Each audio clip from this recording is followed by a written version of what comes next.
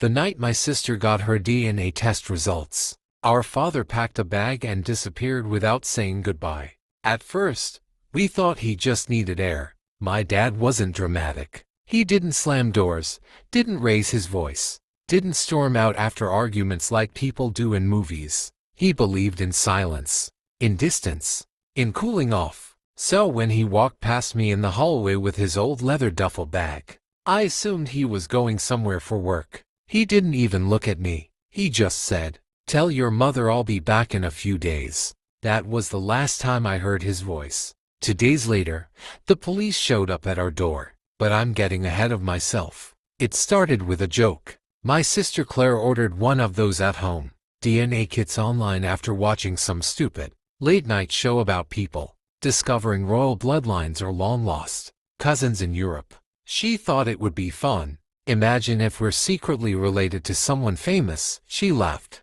sitting at the kitchen table and spitting into the tiny plastic tube. My mom rolled her eyes. Dad didn't laugh. He just stared at the box a little too long before asking, "What exactly does that test show?"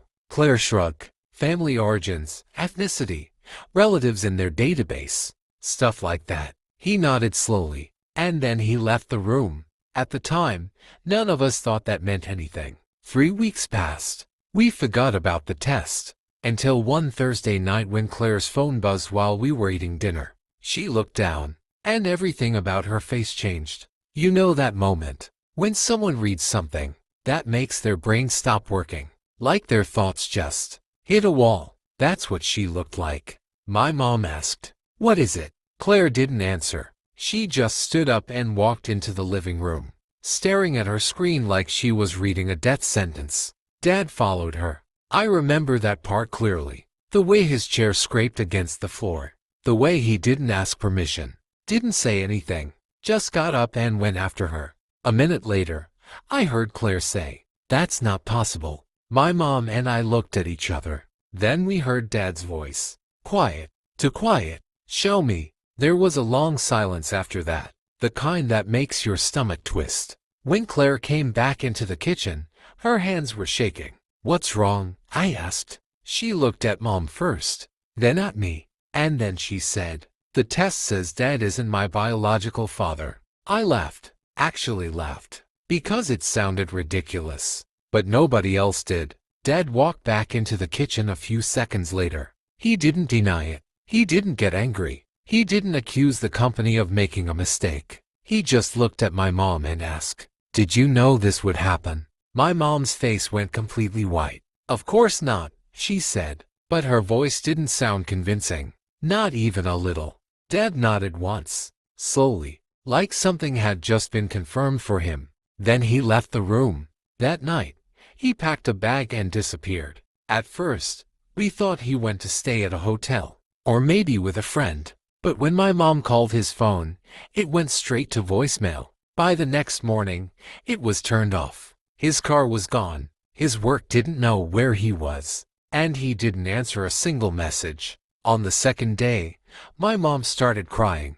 On the third day, the police knocked on our door. They weren't there to file a missing persons report. They were there because of Claire. Specifically, because of her DNA test. They asked if we could sit down. They asked if Claire had recently submitted her genetic information to an online database. My mom said yes.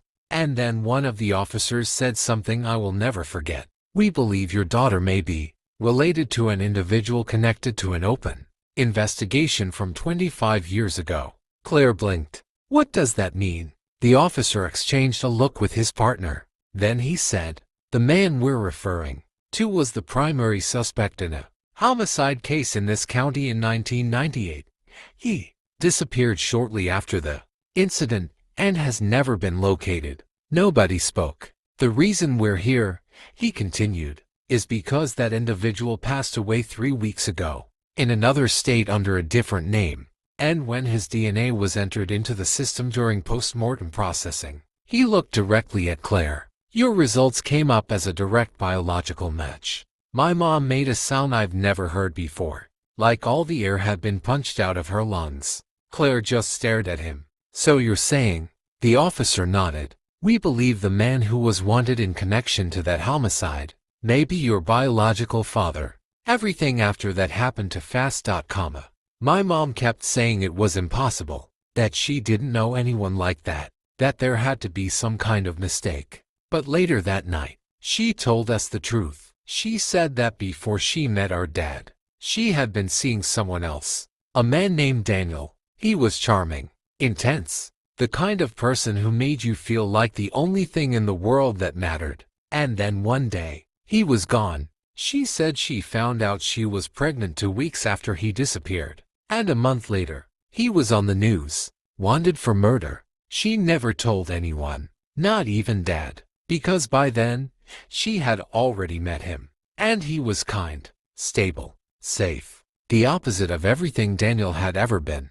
So she let him believe the baby was his. She let him sign the birth certificate. She let him raise Claire for 25 years. And she took that secret to her grave. Or at least, she thought she did. 3 days later, we received a call from a lawyer. Daniel had left a will, and in it, he named Claire as his sole beneficiary. Every property, every account, everything he had built under his new identity. But there was one condition, Claire had to meet with a man identified in the documents only as the guardian of the truth. We didn't understand what that meant until the lawyer gave us the name.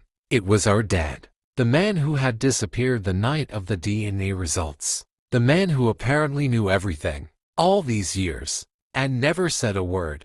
None of it made sense. Why would Dad be involved in Daniel's will? Why would a man he supposedly never knew trust him with something called the truth? Claire kept rereading the document like the words might rearrange themselves into something less insane. They made a mistake, she whispered, but I could see it in Mom's face. That look again, the one from the kitchen, like something had just come back to life that she thought was buried forever. We tried calling Dad again, still nothing, until that night. Claire's phone buzzed. A known number. She almost didn't answer, but something told her to. She put it on speaker, and we all heard it. Dad's voice. Calm, controlled, like always. I wondered how long it would take for them to contact you. Claire's lips parted. Where are you? There was a pause. Then he said, safe. My mom grabbed the phone. What is going on? Why are you named in his will? Who is Daniel to you? Another silence. Longer this time. And then, I was the one who killed him. The room stopped breathing. Claire laughed out, like a reflex. Like her brain refused to process the sentence in any other way. That's not funny. I'm not joking, he replied. He didn't disappear back then. Not really. My mom's hand began to shake. You said he ran away, she whispered. You said the police never found him. They didn't, Dad said. Because I made sure they wouldn't. Nobody moved. Nobody spoke. I knew who he was before you ever told me his name, Dad continued. I saw the news. I saw his face. And I saw Claire's. Claire's eyes filled with tears. You knew. For 25 years, he said softly. And you still stayed? She asked. Another pause. I didn't stay for you. That one hurt. Even me. So why? Mom asked. And this is where everything changed. Because his answer was. Because he wasn't the only one. We all froze. What does that mean? I asked. Dad didn't respond right away. When he finally spoke, his voice sounded different, like he was somewhere far away. Daniel wasn't a murderer when the police started looking for him, he said. He became one later. My mom whispered. No, I found him first, Dad said. I tracked him down after Claire was born. I wanted to make sure he would never come back into your lives. Claire covered her mouth. And when I found him, another pause. He wasn't alone. My chest tightened. What do you mean he wasn't alone? He had someone with him, Dad said. A child. The word echoed in my head. A child. Claire looked at me slowly. And I already knew. Even before he said it. You. He finished. My mom dropped the phone. It hit the floor with a crack that sounded like a gunshot. No, she said. No, that's not possible. But Dad kept talking. You were 2 years old when I found him. Living under a different name. In a different state. I couldn't breathe. That's why I didn't leave, he said. That's why I stayed. Because one of you was his. And the other, his voice broke for the first time in my life, was mine. Everything went silent. For 25 years, he wasn't raising someone else's child. He was protecting his own from their sibling.